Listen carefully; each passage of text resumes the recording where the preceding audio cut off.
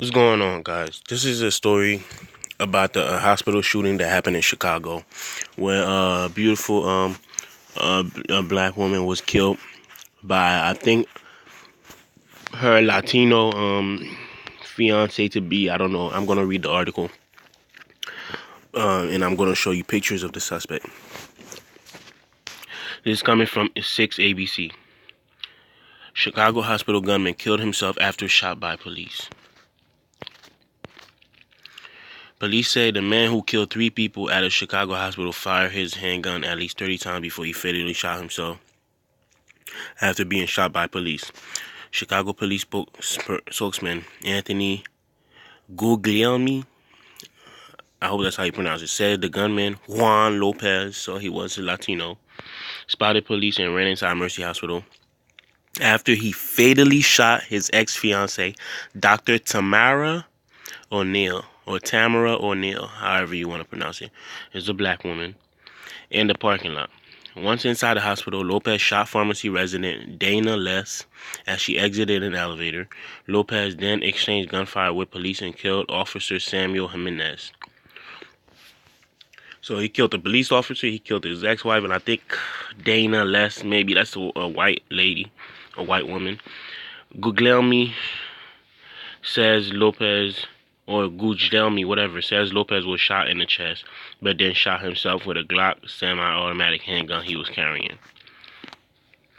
Chicago lost a doctor, pharmaceutical assistant, and police officer, all going about their day, all doing what they love. Mayor Rahm Emanuel, that guy, fighting back tears, this just tears at the soul of our city. It is the face of a consequence of evil.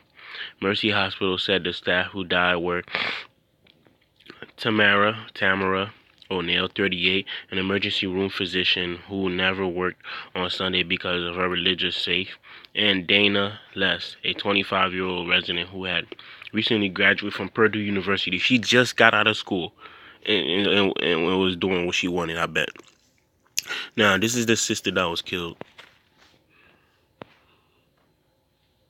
I'll show you in another video. Hold on, sorry, not another video. The slain officer was identified as Samuel Jimenez, 28, who joined the department in February 2017, who had recently completed his probationary period. Johnson said police said he was married and the father of 3 children. That's Officer Samuel Jimenez. Police spokesperson Anthony Guglielmi described the shooting as a domestic-related active shooter incident. They ain't say terrorism or anything like that, but provided no details about the relationship between the two. Relatives said O'Neill had been set to marry Lopez in October, but called off the wedding in September.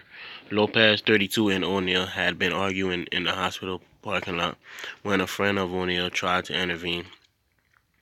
The officer lifted up his shirt. The offender lifted up his shirt and displayed a handgun, Johnson said.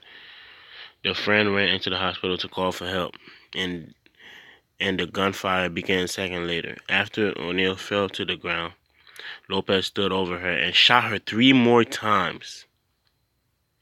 A witness told James Gray told reporters, "What the f—" When officers arrived, the suspect fired at their squad car, then ran inside the hospital. The police gave chase inside the medical center. Lopez exchanged fire with officer and shot a poor woman who just came off the elevator. Before he was killed, Johnson said, referring to the pharmaceutical assistant Les, "We just don't know how much damage he was prepared to do," Johnson said, adding that Les had nothing to do with nothing. Jennifer L. Ridge was working within the hospital pharmacy when she heard 3 or 4 shots that seemed to come from outside. Within seconds, she barricaded the door, as called for in the building active shooter drills. Then there were 6 and even 7 more shots that sounded much closer, just outside the door. I could tell he was now inside the lobby. There was screaming, she recalled. The door jiggled, which Elridge believed was the shooter trying to get in. Some 15 minutes later, she estimated, a SWAT team officer knocked the door, came inside, and led her away. She looked down and saw blood on the floor, but no bodies. It may have been 15 minutes, but it seemed like an eternity, she said.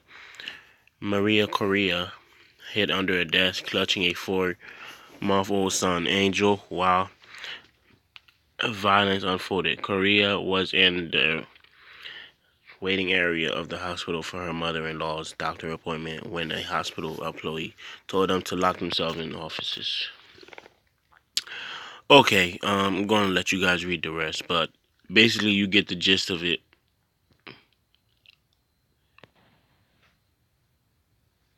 Yeah, it was done anyway.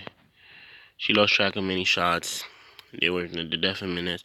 So basically, I'm gonna go show you a picture of the lady right now, and it's gonna be in the thumbnail too. So this is the beautiful sister that was killed and all that stuff, and this is her, Juan Lopez, the bastard that killed her. He shot her once, and then he stood over her and shot her 3 times.